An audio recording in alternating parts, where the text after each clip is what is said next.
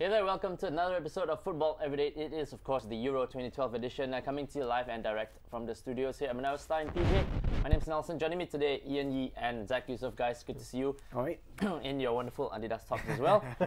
I'll tell you what, Daryl and Randip previewed the matches. Now Zack and Ian will review them. So let's start with the match between Italy and Croatia, which ended in a 1-1 draw. Not much separated the two sides, but the Azzurri managed to take the lead through a fine free kick by Andrea Pirlo. Together with the goal, Balotelli looked a real threat as well, right, Zack? It'd be fair to say the first half at least belonged to the Azzurri. Yeah, it seemed to be that way. I thought Italians started well, just like they did against Spain, actually. We were talking beforehand about the Italian team and how, maybe they lack a bit of the wonderment of the Tottis and the Pirlo, Del Pieros. But I think this young Italian team have got the makings of being a good side, and they showed it in that first half. If the first half was Italy's, then surely the second one went to Croatia. As they went searching for the equalizer, right from the off, right, Ian? Do you think that kind of proved that fortune favors the brave, perhaps? Definitely. I think, especially in a tournament like this, a one-off game, anything can happen. You got to really go for it. And like Zack was mentioning, the Italians don't offer too much going for it. So why not give a go for it? It was an open game, actually. Even in the first half, even though the Italians seemed to be in control for most of it, you could see that Croatia still had a threat to them, So it was an open game. Zack, Cesare Prandelli has said that his side lacked the killer instinct in the aftermath of that result. You'd have to agree with the assessment, right? You were saying about the lack of firepower. And I think it's the overall lack of flair that's hampering this Italian team. I think Prandelli, he's a good coach, and he's gotten his team to play. He got them to play to a reasonable standard against Spain.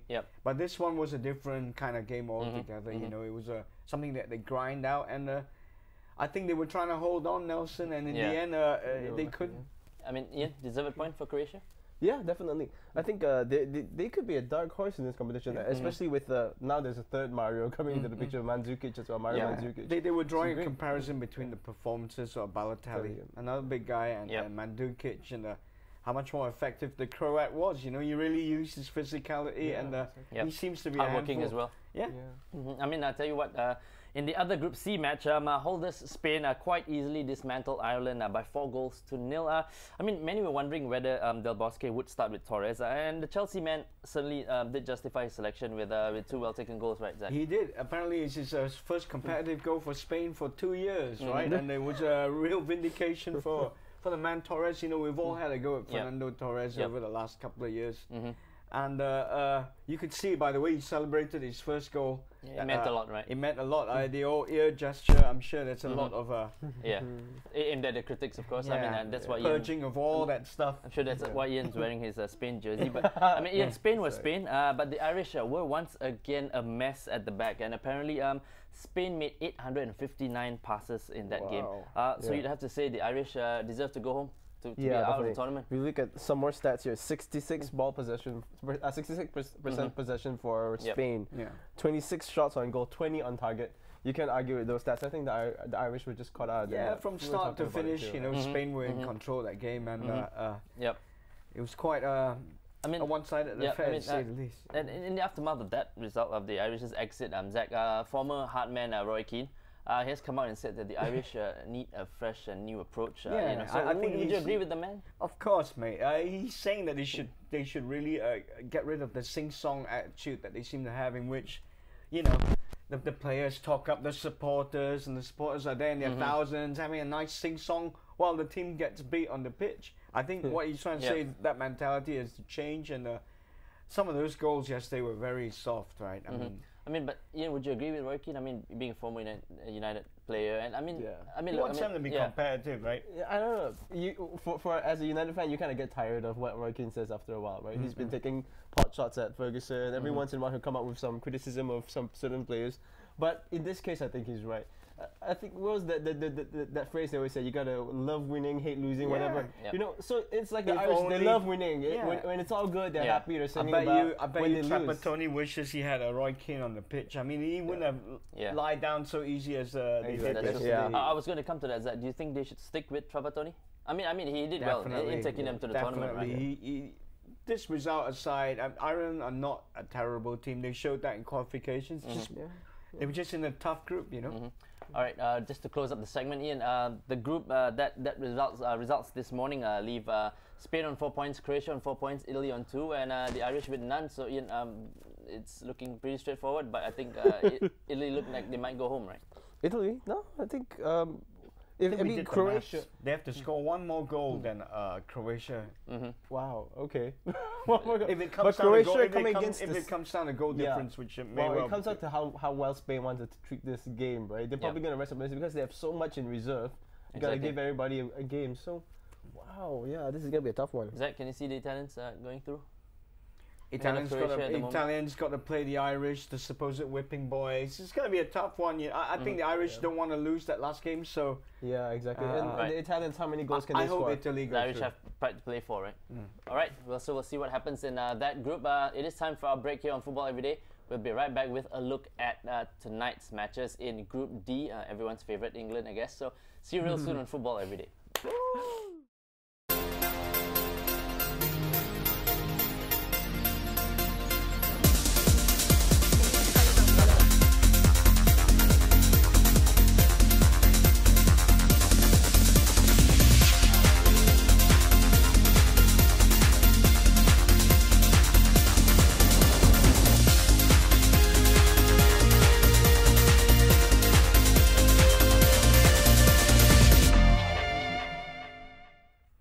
Hey there, welcome back to Football Everyday here in the second and final segment of today's episode. Tell you what, results are done with, but more matches are being played tonight. We're in Group D. The 12 midnight kickoff sees France lock horns with co-host Ukraine.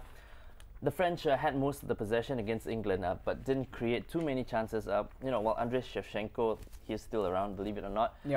Seems to be in the mood in front of his home crowd. So this should be interesting, Zack. Yep, definitely. And the Ukrainians, they've had a dream start, right? They didn't. Million years, they never thought they would win their opening game, make things a lot easier. Now they've got the crowd behind them, and Shevchenko, he looks like he wants to go out on a high. It's not a cut and dried game for the French. Definitely, it's a tough one. For Ukraine and Sweden, the group is similar to that of Spain, Croatia, where the game against Sweden was key, right? They got the win there. Now all they need to do is get a result, at least a draw against either France or England, which isn't impossible. Right? And that's why it's so important to win your first game, right? And once you win your first game, it maps itself out, right? The second game, the pressure's still on, but you can control the situation. It's not a desperate thing like the Dutch were facing. Ian, you're a fan of famine. Who isn't? Do you think that the Ukrainians are spurred on by the home crowd as well as all the topless protesters? I think that definitely offers some incentive, but no, I don't see them beating France though, because really? Yeah, I really don't see it. I think France, with all that possession, I think it's bound to click against a particular team where it all goes right, where Benzema gets his shooting boots on. Nasri has been playing great. Well, Villiers come back, right? He enters the team. Although I thought his replacement, Alodiara, he did a pretty good job. He did. But the French, somehow I get the feeling that it all looks very nice and it's all sideways. Tick-tack, it's not actually going anywhere. You know what I mean? Ian, I got to ask you this. Under Laurent Blanc, who's been rumoured to be the next United manager, have the French impressed you in general? Do you agree with much that? better. Considering where he took the team from, where he's arrived, it's fantastic. They turned up for training every day. The fact that they got off the bus, that's impressive. They don't want to kill the coach. No Anelka. Right. So give me a score prediction. I think a close call for France, but they'll take it maybe 2-1. Zack? I think it'll be a draw in this one, 1-1. 1-1. So you're gonna go for the Ukrainians then? Yeah, man. That's because you're an England supporter. And right? I have the shirt. Thank you, Adidas. All right. Well, following that one, the second Group D game sees Zack's England going up against their old nemesis Sweden. The Swedes boast a very good record against the English. So do you think this will bode well for Roy Hodgson's boys, Zack? Yeah, actually, I do. The psychological factor and stuff. Well, psychology aside, I think England, on paper, have got the beatings of the Swedish team. And it will suit England because the Swedes tend to play the same kind of game as the English, really. That Northern European style. Not too much flair. Longer ball, it's a physical thing. And it didn't surprise me to read that Hodgson wants to bring out his big guns, literally. Carroll's going to start tonight. So I think this is good for England. I Made mean, for a win. Right, I mean, but in our Euro Famous Street... last words. I jinxed it. Yeah. In today's Oh, edition yeah. of our Euro Street edition, which Ian is reading, of course, That's right. What we got here? Swedish starman Zlatan Ibrahimovic says, you know, whatever John Carew can do with the ball, he can do with a tangerine. So, Ian, you think he's going to this one in confident? Yeah, why is he pretty talking about confident John move? John Carew Yeah. can't score with a ball. He can't score with a tangerine either. Yeah, they're think both he the same. I don't understand why he's talking about John Carew's balls, you know? I think he should be concentrating on his own. on his own balls. Yeah. A bit, rumor has it that Andy Carroll will be handed a start in the hope of getting the goals for England. I mean, so judging by the performance of Welbeck and to a certain extent Defoe in the first game, you think the Liverpool man deserves a chance? I think overall in the whole competition, he should be given his chance. Like I said before, the big guys, you know, you want them for these tournaments. Mario Götze, Mario Götze, what's his, Mario Gomez. Sorry, Mario Gomez has been doing well. Yep. Mario Mandzukic has been doing well. Jelavic has shown a lot. So the big guys, it suits them. Big physical, you know, just playing on the margins, right? Yep. But in this particular game, I don't know. The Swedes are pretty big themselves, you know. If you're going like for like against them, it might just cancel everything out. Maybe a boring game. Yeah, the thing is, you know, England are the masters of playing that kind of physical football. I think we see it every week in the Prem. Yeah. It will definitely suit England to play an opponent like Sweden. I think England suffer when you have a smaller, Yeah, a quick more, nippy team, right? guileful kind of side. yeah. Having said that, Abramovich, mate, you never know what you get with this guy, right? I mean, he could be brilliant, Yep, he yep. could be awesome or horrible. Or he could be temperamental and then he's do a definitely Wayne want to- Rooney, right? But the only, what the you only- want is John Terry right next to him.